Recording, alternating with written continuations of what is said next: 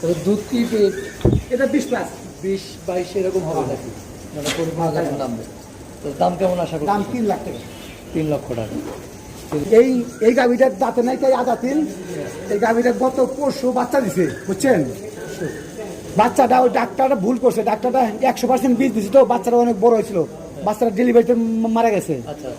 হ্যাঁ, সকাল বিকালে আত্মসারে 12টা নামছে, আশা করা যায় 14-15 আসবে। 14-15।